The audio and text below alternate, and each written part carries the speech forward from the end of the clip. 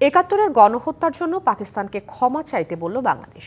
পাশাপাশি স্বাধীনতার আগে পাকিস্তানে বাংলাদেশের আটকে পড়া $4.2 বিলিয়ন ফেরত দিতে ইসলামাবাদের প্রতি আহ্বান জানিয়েছে ঢাকা। পাশাপাশি বাংলাদেশে আটকে পড়া পাকিস্তানিদের ফেরত নিতে দেশটির কাছে সহযোগিতা চাওয়া হয়েছে বলে জানিয়েছেন পররাষ্ট্র সচিব মোহাম্মদ জসিমউদ্দিন।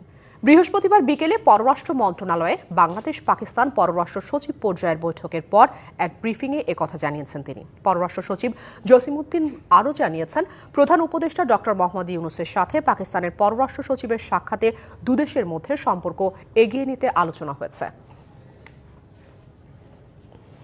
পাকিস্তানের সাথে আগে যেমনটা বলছি, বিদ্যমান ঐতিহাসিকভাবে অমীমাংসিত বিষয়গুলো উত্থাপন করেছে, যেমন আটকে পড়া পাকিস্তানিদের প্রত্যাবাসন, অবিভাজিত সম্পদে বাংলাদেশের ন্যায্য হিস্সা প্রদান, 1970 সালের ঘূর্ণিঝড়ে ক্ষতিগ্রস্তদের জন্য প্রেরিত বিদেশি সাহায্যের অর্থ হস্তান্তর এবং 1971 সালে পাকিস্তানের তৎকালীন সশস্ত্র বাহিনীর কর্তৃক সংগঠিত গণহত্যার জন্য আনুষ্ঠানিকভাবে ক্ষমা চাওয়া।